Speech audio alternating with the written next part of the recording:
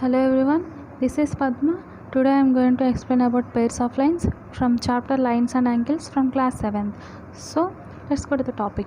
So there are some types in pairs of lines. So what are they? Intersecting lines, transversal, angles made by a transversal, transversal of parallel lines. So let's go and see each one of them. So intersecting lines. So here look at the blackboard on its stand and the grill door of a window. So what is all this have in common? So these are all the examples of intersecting lines. It means one line is meeting another line. So a pair of lines, line segments or rays are intersecting. They have a common point. This common point is their point of intersection. You understand that pairs of lines, line segment or rays are intersecting. So if two lines are intersecting, and they will have a common point at the intersecting point. Thus common point is called as point of intersection.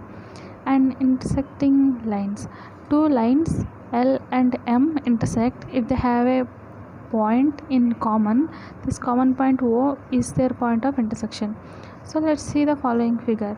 In the following figure, AC and BE intersected P, and this common point P is point of intersection. AC and BC intersected C, and AC and EC intersected C, and BC and BE intersected B, and BE and CE intersected C. These intersecting points are all called as point of intersections. And transversal. So you might have seen a road crossing two or more roads, or railway line crossing several other lines. So these give an idea of transversal. Then if you know this, you can have an idea on transversal lines. A transversal refers to a line which passes through two lines lying in the same plane at two different points. If two lines are in the same plane and another line is crossing the two lines, and that line is called as transversal.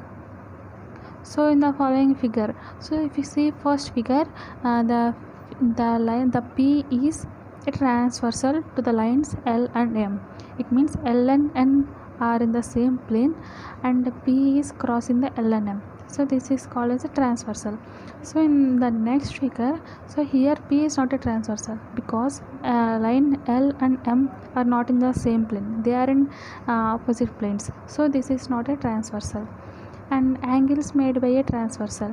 In the following figure, you can see lines L and M cut by transversal P. So there are 8 angles marked 1 to 8 have their special names.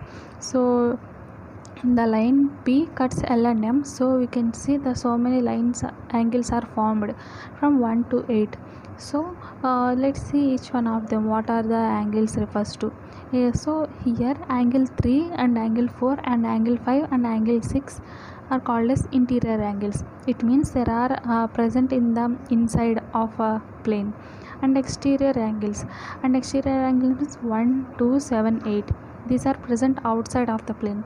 And the pairs of corresponding angles, angle 1 and angle 5, and corresponding angles and angle 1 and angle 5 and angle 2 and angle 6, angle 3 and angle 7 and angle 4 and angle 8. So these are the pair of corresponding angles.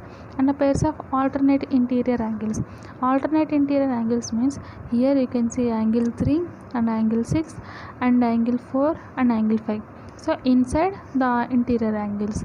And pairs of alternate exterior angles, it means outside, angle 1 and angle 8, angle 2 and angle 7. So pairs of interior angles on the same side of transversal. So these are angle 3 and angle 5 and angle 4 and angle 6. So transversal of parallel lines. So when a transversal cut two lines such that the pairs of corresponding angles are equal, so then the lines have to be parallel. So if a transversal cuts two lines, so then lines have to be parallel. It means when a transversal cut two lines such that pairs of alternating interior angles are equal, the lines have to be parallel. And when a transversal cut two lines such that pairs of interior angles on the same side of the transversal are supplementary, it means they have to be 180 degrees, the lines have to be parallel. And a transversal of parallel lines. Here you can see the diagram figure. When T cuts the parallel lines L and M, we get angle 3 and angle 7. So here we can say that angle 3 is equal to angle 7. So these are vertically opposite angles, but angle 7 equal to angle 8. So these are corresponding angles. Therefore angle 3 is equal to angle 8. Similarly we can say that angle 1 equal to angle 6. Thus we have the following result. If two parallel lines are cut by a transversal, each pair of alternate interior angles are equal. And again from the figure, angle 3 plus angle 1 equal to 180 degrees because they are in same line, and angle 3 and angle 1 form a linear pair, but angle 1 equal to angle 6. These are pair of alternate interior angles. Therefore we can say that angle 3 plus angle 6 equal to 180 degrees. Similarly angle 1 plus angle 8 equal to 180 degrees. So these are also linear pair. Thus we obtain the following result. If two parallel lines are cut by a transversal, then each pair of interior angles on the same side of transversal are supplementary, means 180 degrees. Thank you.